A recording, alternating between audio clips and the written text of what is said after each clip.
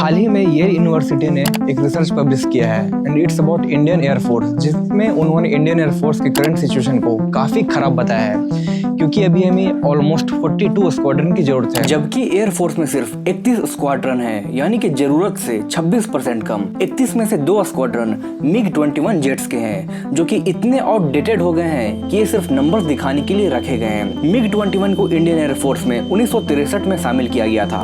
आप अंदाजा लगा सकते हैं कि तब से लेकर आज तक टेक्नोलॉजी कितनी बदल गई है।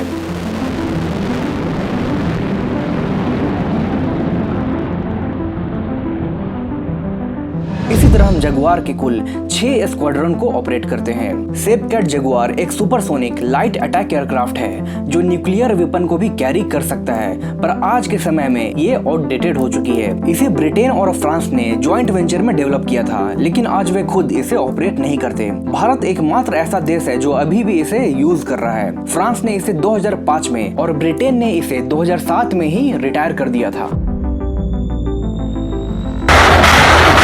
रिपोर्ट्स के अनुसार अगर भारत को चाइना और पाकिस्तान से 2 फ्रंट वार लड़ना पड़े तो इसके लिए हमें 60 स्क्वाड्रन की जरूरत होगी, जबकि करंटली हमारे पास इसका आधा ही है। आखिरी बार 2015 में 36 डसाल्ट राफेल के लिए डील साइन किया गया था। रक्षा मंत्री Manohar Parrikar along with the French defense minister inking that very crucial Rafale deal to और अब 10 साल बाद 26 additional Rafale M Indian navy के लिए साइन किया गया है। इंजन इंपोर्ट में डिले के कारण तेजस की प्रोडक्शन भी काफी स्लो है। तेजस मार्क 2 वर्जन अभी भी ऑन पेपर है, क्योंकि तेजस मार्क 2 में यूज होने वाला F414 इंजन की क्लीन चिट अभी भी अमेरिका ने नहीं दी है। –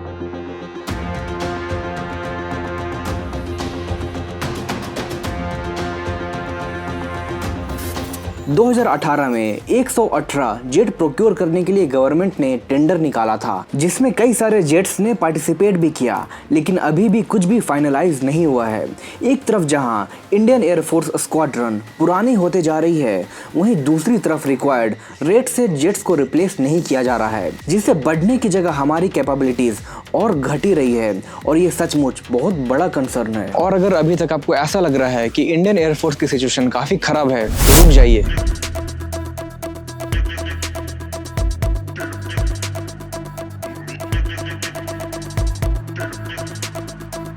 Eastern part of India, called Seven Sisters. They are landlocked country, landlocked region of India. They have no way to reach out to the ocean. We are the only guardian of the ocean for all this region.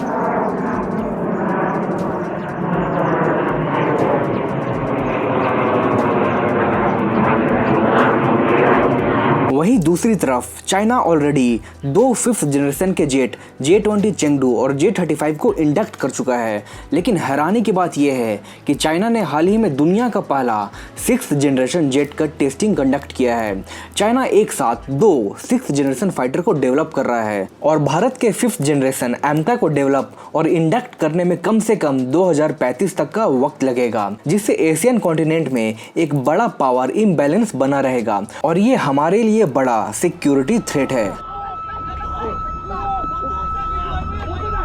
Recently ये खबर भी आई है कि पाकिस्तान ने China से 36 5th generation J-35 खरीदने के लिए डील साइन किया है। Pakistan is all set to buy 40 Chinese stealth fighter jets known as J-35.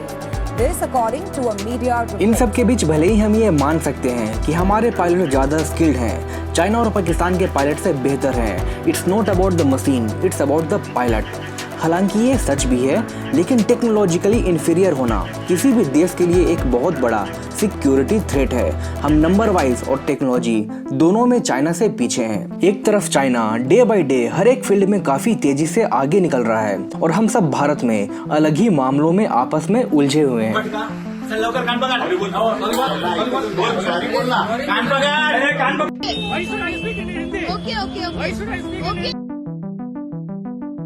Bharat की ये क्राइसिस सिर्फ फाइटर एयरक्राफ्ट तक लिमिटेड नहीं है। भारत के पास काफी लिमिटेड नंबर में अवॉक्स, aerial refueling tankers, attack drones, electronic warfare platform जैसे एसेट्स मौजूद है।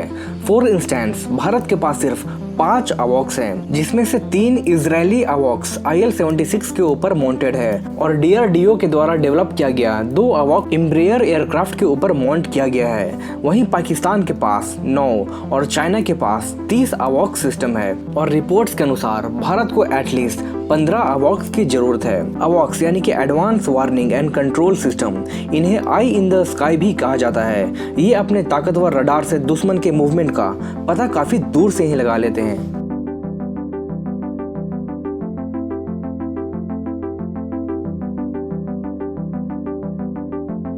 लेकिन सभी कमियों के बावजूद इसमें कोई शक नहीं कि भारतीय वायुसेना दुनिया की सबसे स्किल्ड और एक्सपीरियंस्ड एयरफोर्स में से एक है और अब सभी प्लेटफॉर्म्स को काफी तेजी से मॉडर्नाइज किया जा रहा है। हाल ही में एयरफोर्स, नेवी और इंडियन आर्मी ने मिलकर स्पेस फोर्स बनाने का फैसला लिया है। इसमें बेहद स्किल्ड एक्सपर्ट्स का एक ऐसा फोर्स को तैयार किया जाएगा जो स्पेस से और स्पेस में पनप रहे चैलेंजेस को टैकल करेगा। अंतरिक्ष में, स्पेस में 300 किलोमीटर दूर LEO लो अर्थ ऑर्बिट में एक लाइव सैटेलाइट को मार गिराया। इस तरह के स्पेस फोर्स को चाइना ने ऑलरेडी बना रखा है। इसके अलावा हाल ही में भारत ने मेड इन इंडिया के अंडर C-295 ट्रांसपोर्ट एयरक्राफ्ट और HAL LCH हेलीकॉप्टर को बड़ी संख्या में एक्वायर किया है, जो इंडियन एयरफोर्स के कैपेबिलिटीज को इनहेंस करेगा। इसके अलावा भारत एयर टू एयर और एयर टू ग्राउंड मिसाइल को डेवलप करने में वेस्टर्न देशों से भी काफी आगे निकल गया है और मेक इन इंडिया के बाद कई सारे प्राइवेट प्लेयर्स भी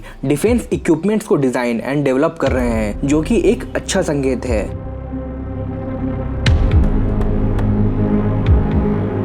लेकिन भारत को अपने दुश्मनों से मुकाबला करने के लिए लगातार टेक्नोलॉजी और रिसर्च में इन्वेस्ट करना होगा, वो भी काफी तेजी से। इस बारे में आपको क्या लगता है, कमेंट में जरूर लिखें।